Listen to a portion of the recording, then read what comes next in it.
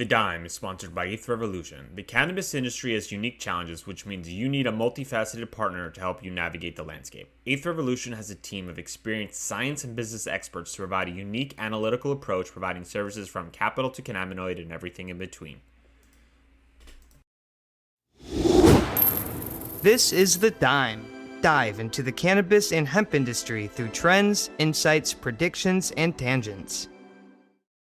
What's up, guys? Welcome back to another episode of The Dime. I'm Brian Fields, and with me, as always, is my right-hand man, Kellan Finney. And this week, we've got a very special guest, Robert Beasley, CEO of Cansortium, that does business as Fluent. Robert, thanks for taking the time. How are you doing today? I am great. Thank you for having me on. Kellan, how are you doing? I'm doing great. Really excited to talk to a couple more East Coasters today. So, Robert, before we dive in, I'd love to get a little background about you and how you got into the cannabis space. Well, like a lot of folks that have entered into this space, I was a frustrated lawyer, had a full-time practice in commercial litigation and real estate development, and became involved in the early days of the constitutional amendment guidance in Florida when the Amendment 2 was being passed, then proceeded to track into the legislative process and then the regulatory process, assisting clients with the more legal technical issues of applications and guidance and so forth. Ultimately, I ended up on the boards of a board of one of the first MMTCs in Florida and made my way through that to be the chairman of the board, and then brought that company through its early days of development with processing, packaging, and retail. And we ultimately sold that company to Afria, which is now Liberty. And so from there, I went out to develop other cannabis businesses throughout the United States in Oregon, California, and Washington, D.C. But it was the same thing. Someone had received, or an investor group had received the ticket, and now they needed to turn it into a business. And so I was kind of becoming known as the startup guy, helping these startups get on the ground and off the ground. And then was asked in January of 20, December of 19, to come in to Fluent and do a different role, which was more of a consultant role in helping the company pull wings up and nose up and get back in the game. So having performed that role now, I guess I'm now a startup guy and also a salvage guy. So we've taken the Fluent company from where it was to great heights now, and I'm very proud of our progress over the last year and a half. What was one of the biggest challenges that you've seen in the growth of Fluent? And then let's dive into kind of what Fluent is. So Fluent is a multi-state operator, and that's the first thing to know about one of its biggest challenges. And its challenges and the condition that I came into was not really that different from MedMen or some of the other entities. You know, in the early pioneer days, it was a race for footprint. It was a race for licenses. So Fluent, like others, you know, they were originally awarded the Knox license in Florida, one of the first 7. Big deal, big award. And then they went out and got a Texas license, and then a Michigan license, and then a couple of Pennsylvania licenses, then a Puerto Rico license. And so they end up in a state having run this race of being what I call 100 miles wide and 1 inch deep, you know, being spread out so thin. Capital is very hard to come by in this market, although it's getting better in this sector. And so not able to be in a position to invest vertically in their assets to develop them out. So what we did was we pulled back to the essential core footprint, what the moneymakers were, where the big markets were, Florida being the premier market, and then started investing vertical in the company instead of being so horizontal. And that, you know, big picture shift change, that's really the heart of it. And many companies found themselves in that same circumstance. They had more licenses and more potential than they had assets to develop and capital to develop. And I just want you to expand for our listeners that are unfamiliar. Can you expand on horizontal versus vertical from an investment standpoint? Sure. So in the context I was just using it, horizontal meant breadth of coverage, meaning number of licenses and number of states. You know, MSO means multi-state operator. And to be a MSO, you have to be in more than one state. And so that was the early pioneer goal of these companies, was to go get that next license so that they were in more states. So you can achieve that, and it takes capital and time and effort to get that license. But the license is just a piece of paper. And then from there, you've got to do the hard work, which is, you know, you got to build a cultivation center. You've got to build a processing center. You got to build a retail. Whatever your licensing allowed you to do, you've actually got to actually do it, which is a lot harder sometimes than being the lucky winner of a license. So that's the vertical versus horizontal concept I was talking about in that context. Typically, those phrases are used in the context of the type of licensing that is available in a state. Some states allow entry points into the market at other stages, like you can just retail, or you can just process, or you can just grow. Some states, like Florida and Texas, are truly vertical. And that's where you hear that word used most often, meaning that we do it all. Literally in Florida, we grow the plant and we sell the final product from cradle to grave, seed to sale, as they call it. And so we're responsible for every step of the process, and we can't sub any of it out. And that makes it very difficult because it's one of the few industries that I know of, and maybe the only industry, where we are an agricultural company, we're a chemical manufacturing company, we're a processing and packaging company, we're an advertising company, we're a marketing company, we're a retail company, and we also are a logistics company to support all the movement of those steps that I just told you. So it makes it very, very complicated and highly regulated and very capital intensive. And I'm glad you shared that. And Kellan, I want you to expand on that because a bunch of times we've talked about as a vertical integration company, you're essentially, like Robert described, you're all these companies in one. So kind of specializing one makes it even more challenging. Kellan, kind of expand on that. I'm just laughing because Robert, you literally almost said exactly what I was going to say verbatim as far as vertical integration goes. I mean, running an agricultural centric business requires a completely different set of operators versus a chemical business versus a retail location. I mean, it's pretty wild in terms of how all of those departments have to play together. And then you add to the fact that you guys are not only doing it in Florida, but you're also doing it in other locations as well. So how do regulations and those kind of challenges from state to state affect that vertical integration model? You have two components of that. You have the regulations themselves. And of course, we have developed a regulatory compliance department, a legal department, if you would. And every person has their own specialty. So we have a Michigan person, a Pennsylvania person, and so forth. And so, the rules are different. They are somewhat similar in many aspects. A lot of the testing protocols are similar. A lot of the ways of seed to sale tracking, while the software may be different, the concept is the same. But what sometimes we see is the most difference is the regulatory attitude that we face. For instance, Michigan is either understaffed or undermotivated from a regulatory point of view.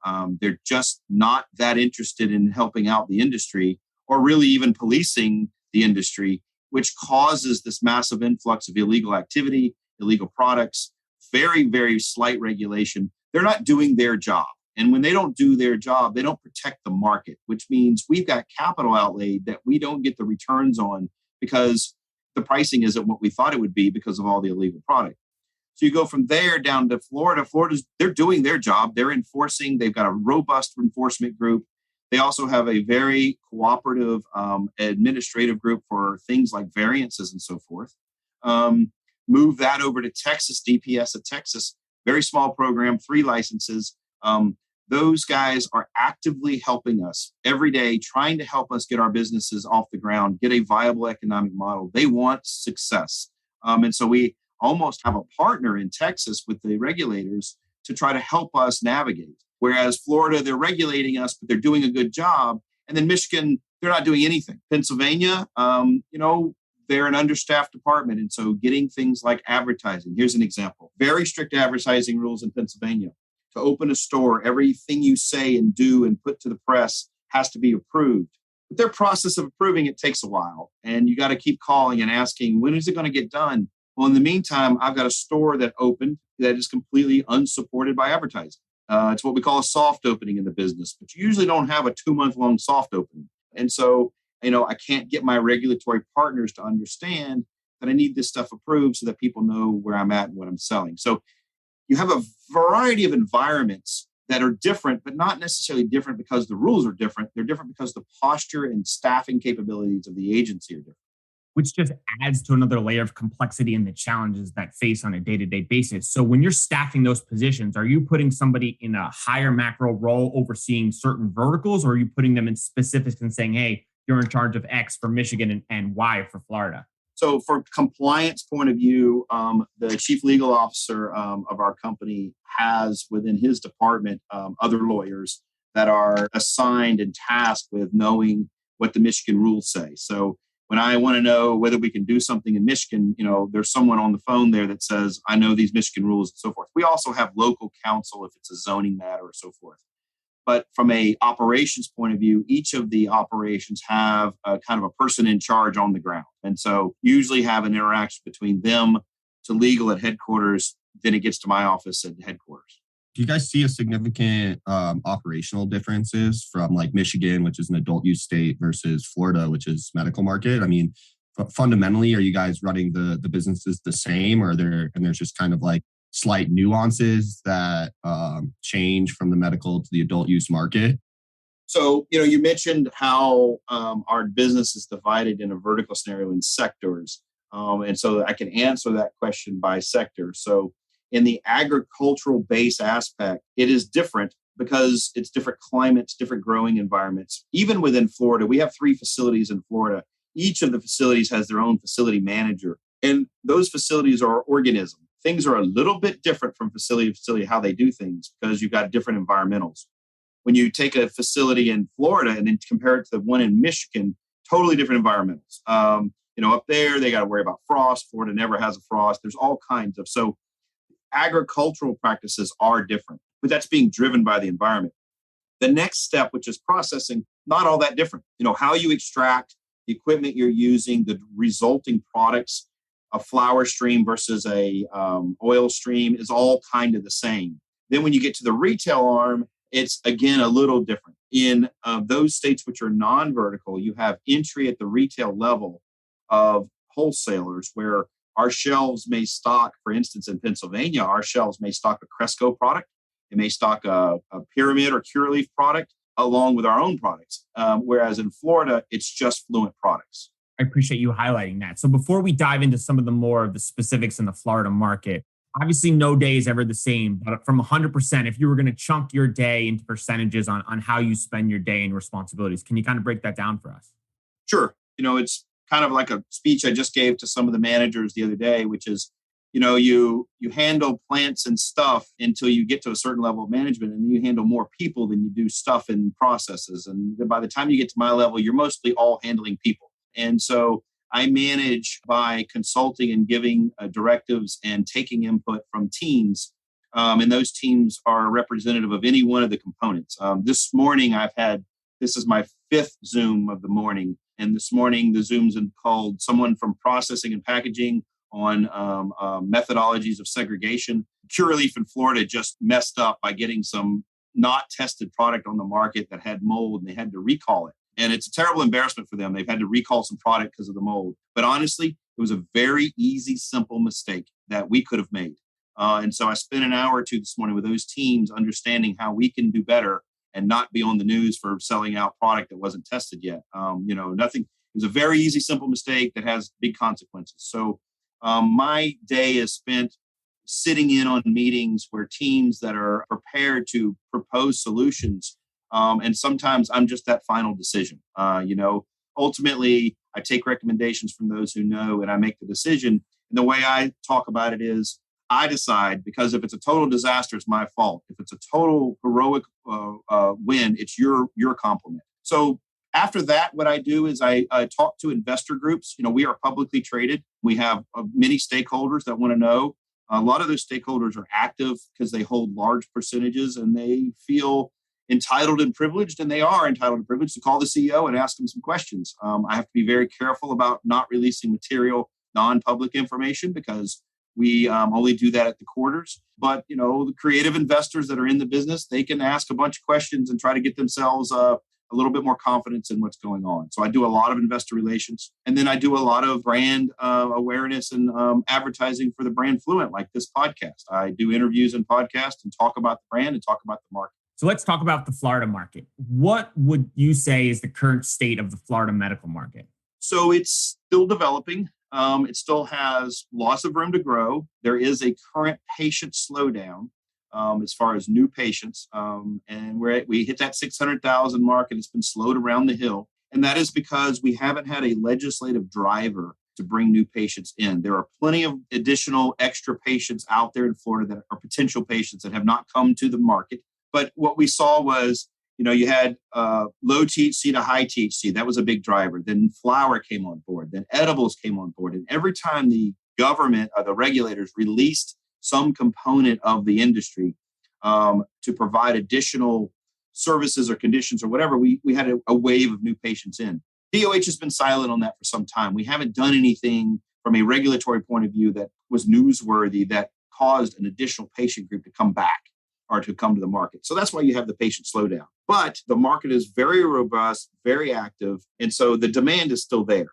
Now, on the supply side, in the last 12 months, we've seen the bigger MSOs come in and buy up some little guys. We're in a consolidation period. Those bigger companies have more capital to put on the ground. They are all in expansion mode right now. We're not yet seeing the effect of that in the market, in the pricing of the market, although there was recently a discount war we can talk about. But that wasn't really anything more than an instance we can talk about. But we will start to see increased pricing competition, increased product availability as far as types of products. The Florida market the consumer will be better served in the next 24 months than they are now with store availability. I mean, some of these guys, the Bluma purchased by Cresco, they're coming in strong. They're going to put however many stores on the ground in the next 12 months. And so folks who don't have a store nearby will probably have one in a year from now. So that's going to help the consumer across the board. So pricing will start to inflect down a little, but not a lot, honestly. The fact is that we're all doing it the same way. You can talk about who does good and who does bad, but the results of the regulations overlaid on the environment, overlaid on the cost and efficiencies, we're pretty much all doing it the same way, and it costs us pretty much all the same cost. So there is a point where we're not going to sell it for less than we make it for, and so there's a limit to that price decline. There will be an adjustment that benefits the consumer, but it will not continue to go down forever. Kellan, share some more information on the Florida market. I know you've done some research there from a pricing standpoint. Kind of expand on it. I just I'm going to take one moment and highlight what Rob said, that they'll never sell anything for less than they make it. I think that's brilliant business advice, honestly. You know what I mean? But yeah, the price war is a thing. Happens in every single state from my experience. Where my mind goes is, yeah, there's different strains of cannabis. And like Rob said, that they're all kind of following the same recipe as far as trying to generate the highest quality material for the least amount of capital. So with everyone kind of running towards the same finish line, how do you separate yourself from the pack, Robert?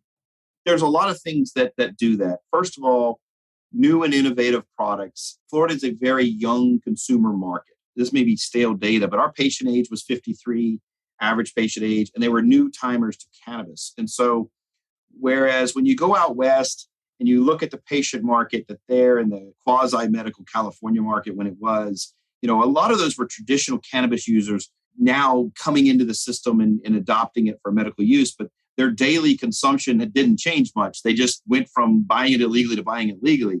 Whereas our patients are, a lot of times, this is their first experience with this medicine known as cannabis. And so they're young consumers, inexperienced consumers.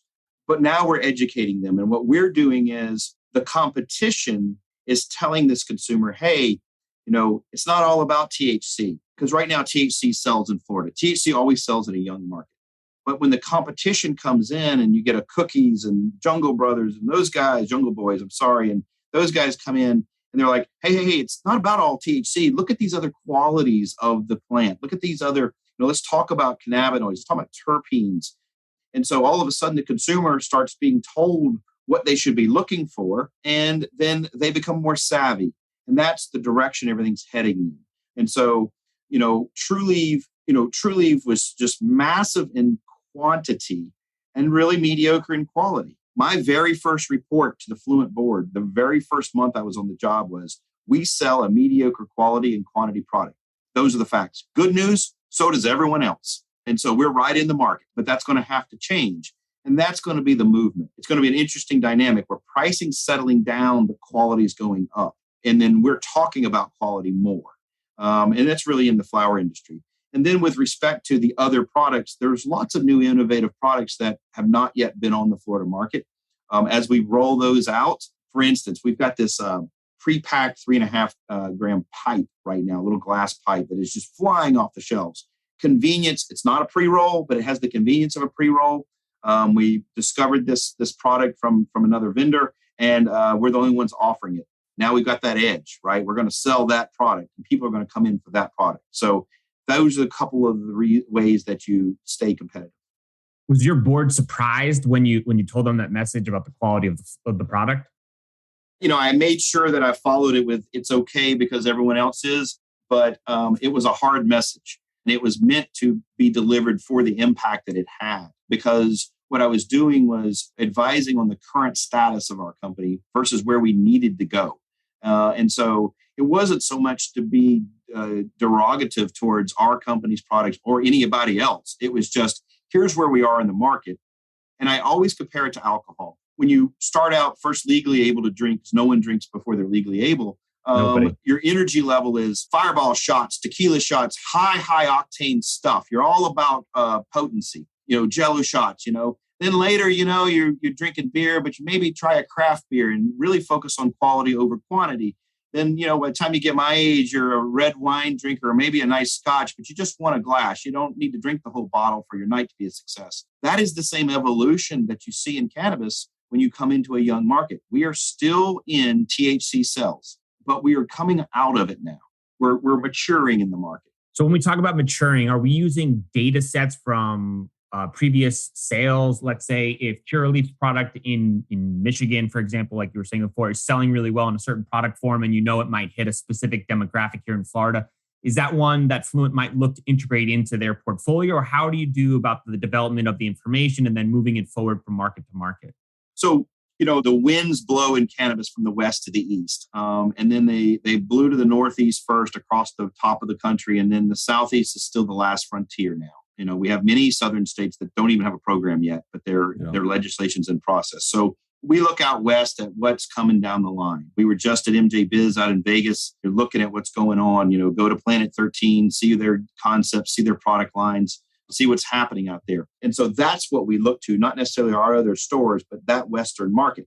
But here's the problem. It doesn't evolve as fast as you can drive or fly from California to Florida. And that's where a lot of these California brands it really breaks their heart. I mean, I talk to them and they tell me how they're going to do this thing in Florida. And I tell them they're not going to, that the thing they're doing in Florida isn't ready for yet because they flew over here on a plane, but the market didn't come that fast. And so you can look at that as an example of where you're headed. But then the trick is, what's the pathway between here and there? How do we bring those customers along? How do we get them acquainted to this product? Because I can throw a Western product, a California product on my shelves, and it flies off the shelves out west, and it doesn't move here because they're not ready for it. They haven't been educated to accept it yet. And so that's the big trick. How do we educate people to accept that? It's going to come through the competition. I used Jungle Boys and Cookies, and I'm not sure what's going on with Cookies, but, Cookies rolls in here. You hear the name Cookies. Well, if I'm a Florida consumer that just tried cannabis for the first time, and literally this is a real example, I brought a note from my pastor to make sure that it was okay that I try cannabis because it's the devil's weed. Cookies are a dessert to me, right? It means nothing to me. But when the advertising and the word gets out that there's this aspect of cannabis that is a quality step, that is whatever, maybe I try it. Maybe I go, well, let me try this thing. And I'm not trying to advertise for Cookies in this podcast. I'm just using it as an example of a Western brand that moved east. There's nothing particularly unique about what they're doing, except they're growing a different profile. But I'm not ready for that profile yet, unless I'm told that I should try it. It's about consumer awareness. And so the competition is going to do it. We're going to say, hey, try this thing we're doing. And then someone else is going to say, hey, we're doing that thing too. You should try ours. And then together we push each other up in consumer awareness. We'll send Berner a bill for the podcast for the advertising. I know he's much respected in the industry, and I've got no issues with him. I just know that it's not as quick a spin up as people expect it to be. Cookies is a really unique brand too, especially for like the Florida demographic. Like when I think of Florida, like my grandparents used to live in Florida. Like I think of a lot of like kind of the older generation that's settled down. And like you said, I don't have the sweet tooth I had in my 20s. So I imagine that it continues to trend that way. So it sounds like a hard brand to even push in like an older population. That's just my 2 cents though. I've met with many, many brands from out west. And like I said, I feel like I feel like I break up with my girlfriend every time I do that, because I really hurt their hearts because they are really keen on their brands. And, good gracious, they've made a ton of money off their brands. All they had to do was stick their brands out there, and it was readily absorbed, and they've got a great product. And then when they look at me and I say, it's not going to work here. People don't know you and they don't care because we don't have multiple brands on our shelves. They walk into our store, it's all Fluent. And that's because it's required to be all Fluent. And I had one young man who, made $1 million out west. He said, well, that's because y'all aren't using any billboards. You don't even know how to use billboards in Florida. I said, Florida's got a lot of billboards. You probably should take note of the fact that it's illegal for us to use them. So, when you come from out west to Florida, you're going to follow the same rules we do. You're going to get in the same box that we do, which means white label products, no colors, no artificial colors, no artificial labels. You're going to sell your stuff in the same white box I'm selling mine in. And now what are you going to do? So that's why branding doesn't follow yet.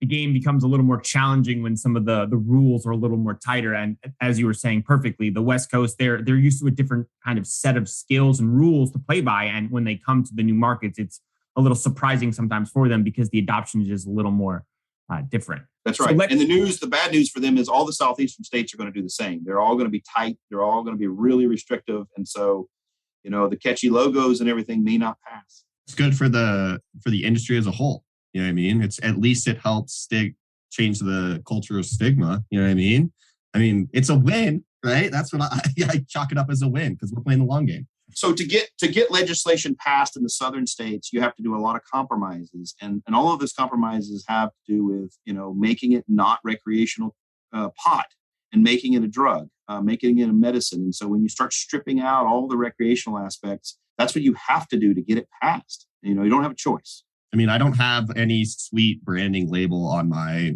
medicines I go pick up at the pharmacy. So, right. You know what I mean? Like it's the same orange bottle with a white label. It's not candy, it's medicine. That's right. Yeah.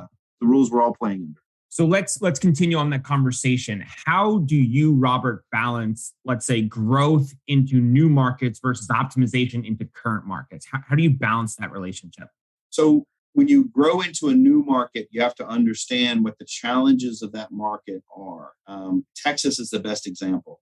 Texas has a very low patient registry right now. It was 5,000 people. I think it may be higher now since the new legislation came through. And so when you think about that market, what does that mean? Well, there's 3 licensees in Texas currently, but we could service 5,000 to 10,000 customers just with our facility.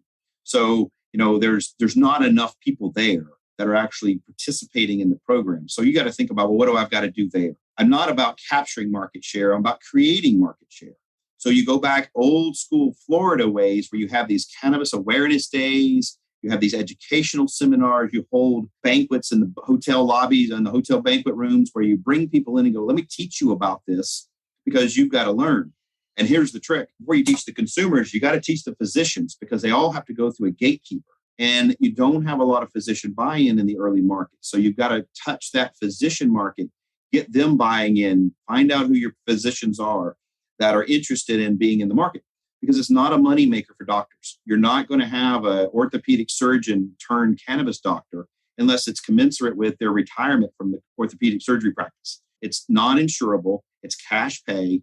It's limited on what the doctors can make, and it's very clinical in nature. So you've got to get the physician development first because they're the portal to get the customers in. You've got to think about, and that was just an example when you asked me, how do I break into a new market? Well, that's how I break into Texas. Other markets, it's more about product competition. Whereas development of your existing market right now has to do with footprint and production capacity. Historically, every market is underserved in production. Florida is the same as everyone else. We did not build enough grow space. And so that's what everyone's doing right now is expanding. If you can grow it, you can sell it. So you just got to figure out how to grow more. And so expanding in a market right now means expanding your production capability. And then continuing on that conversation, on the flip side, having the conversation with investors and letting them know that this is not going to be an immediate return on our cash investment in Texas. This is a long-term play. How does that communication go down? Because if you're reading the reports, you're seeing all these other states that are having booming sales numbers, and something like Texas is a longer-term play. So how do you communicate information to your shareholders? So what I'd say about Texas is we have a plan to capture and build market share It is not a plan to build revenues in the first couple of years. And that, what I like to do is I actually like to reference what Trulieve did in Florida. They came out with a big cultivation footprint and they gained a bunch of market share, but it wasn't that profitable. And then that market share volume turned into profit over time. I want every new Texas patient to be a Fluent patient because I need every one of them. And then if we continue to grow that program out there, and that 7,000 or 8,000 patients turns into 200,000, and I have 60% of them, now I'm making revenue. And so that's different. Now, in the states where we're increasing production, which has been the status we've been in for the last year, I have to very basically explain to the investors and to the market that those plants do not care at all. They're going to grow as fast as they're going to grow, regardless of how many dollar bills I wave at them. And so the fact that I have investment money, I can't take that $100 bill and tease that plant to do anything different than what it's doing under the pathway that it's on. And so that's just a reality of farming. Then I have the additional reality of constructing in this environment. So I've got to build it first. I've got to build it in an environment where the supply chain, regardless of what the president just said, the supply chain is severely impacted to get the materials we need in a specialized agriculture industry, which means pumps, fertigation supplies, tables, grow benches, cocoa to grow in cocoa. All that cocoa comes from Thailand and over there, which has got to get on a ship. And so, I've got to beat the supply chain problem. I got to beat the labor problem that COVID created, post-COVID created. And then I've got to grow plants that only grow as fast as they want to grow.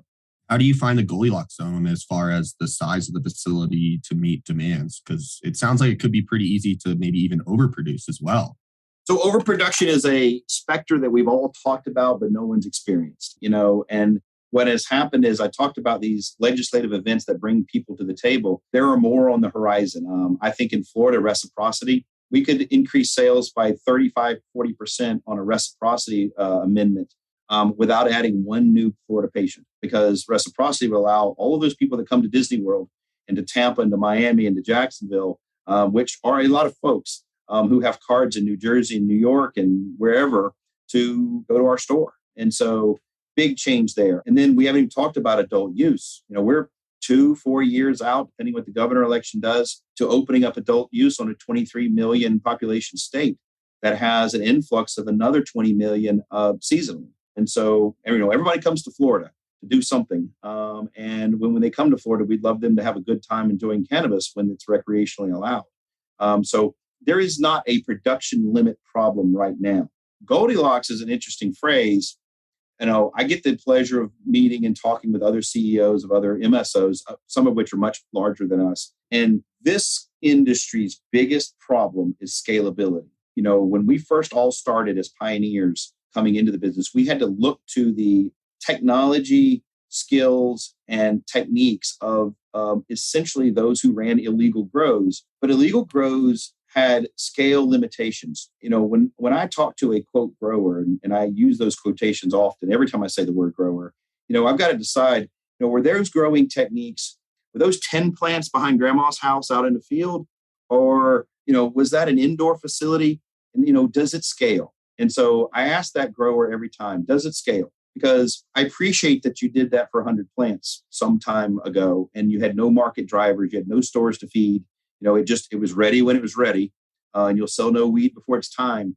But I'm running out 10,000 plants a week on a production schedule. Does it work for me? Is your special fish egg stew, can I run that at 20,000 gallons a day, or do I run out of fish eggs? And so scalability is the jump. We all knew that. Those of us who are running 60, 80,000 square foot canopy spaces, we know that scalability is the killer. But now these guys are running 200,000 and 300,000 square foot canopy spaces. And it's a whole different league. They've gone into a whole different ball game. They're not even using the same ball we're using. And they're running into all kind of scalability problems because the techniques we use are now not working. And so it's a scale jump issue. Fluent has licenses and operations in Florida, Pennsylvania, Michigan, and Texas. All key states, but none are the more mature states such as California, Oregon, Denver. So is there a future state that you have got your eye on in the roadmap? Yes. That's a good answer. Yeah, that's fair. That's fair. I love that answer. Yeah, it was worth a swing, right? I had a couple in my mind, but I was told curious. you I'm seasoned at talking to investors who want to know. I wasn't really looking for any proprietary breaking news, but I had a couple in my mind. I was wondering if you would check one of the boxes. So, since you've been in the cannabinoid industry, what has been the biggest misconception? So scale, I just mentioned that. I don't want to talk about it again, but that has been the biggest in the production area, which is these techniques and knowledge just doesn't scale up. The other is that getting a license gets you somewhere. You know, I all the time run into people that say, I'm really wanting a Florida license. And I'm like, no, you don't. I said, that's a $50 million ticket that invites you to a $200 million problem. Getting the license isn't the touchdown. It is the start of the game. And folks just don't realize that all the work's ahead of them. I've talked to groups that are going to get a license and then they're going to do these things. And I just get tired listening to the pathway. When I think of the pathway that they have ahead of them, but they don't even know enough to know how tired they should be looking at it. It is a highly regulated industry that's very capital intensive to do it at scale. That is new and it's a frontier. And pioneers die on the trail side all the time. And we're the pioneers that are suffering. I'd rather sit back a little bit. This comes into this social equity issue that I'm hearing a lot about. Really, if we want to have a good social equity movement, then it needs to be in the retail licenses, because retail's pretty easy to come up to speed with a low capital investment. I can buy wholesale, sell retail, go get me a store on the corner, put it on the shelves and make some money. It's, lightly entering into this business. But, what you don't want to do is burden a group with a full vertical license that they just really can't come up to speed on. Really well said. We see that. I mean, Florida's got multiple licenses that are not being used. And it's not because they don't want to make money. It's because it's an awful big burden once you get that license. You're not just running one business. I think you did a really good job of expanding on just the complexity of the challenges of that, because there really can't be a redundancy of the talent from one to the other. You really need specialized people across the board. And finding that with the labor and the capital, the levels of challenges continue to pile up. Culturally, it's kind of an interesting brew. If you go down to like our facility, if one of our facilities, we grow and we produce, we process. And so you have a bunch of growers with dreadlocks and tattoos and gauge earrings and a bunch of chemists all eating lunch together. And it's a wild group to go in and talk to. You can only imagine. Diversity though, right? It's true diversity. True diversity. If you could sum up your experience in a main takeaway or lesson learned to pass onto the next generation, what would it be? It's not an easy business. Vertical is the bigger challenge than people think, but it is still very young. It is still a frontier business. There are still plenty of opportunities. And maybe don't focus on being the license holder. Look at the ancillary industries that are spinning up related to this. Everything from packaging to fertigation techniques, software, support this industry. If you can't get in at mainstream, think about how to support it. What are we doing with our soil? We're not recycling our soils. We're throwing them out. Look for opportunities to enter this industry in an ancillary role if you can't be in the mainstream role, because it is wide open. All right, prediction time. Florida or Pennsylvania? Who goes adult rec first and when? Pennsylvania goes first. It is in the wave of those northern states that New York's flowing over. Pennsylvania has the politics to support it.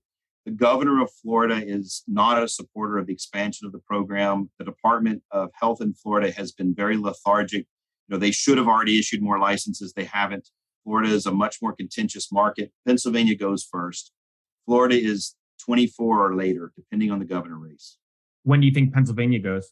Pennsylvania's, next legislative session, it's already the when and not the how or why is already being discussed. And so I think it's a votes issue.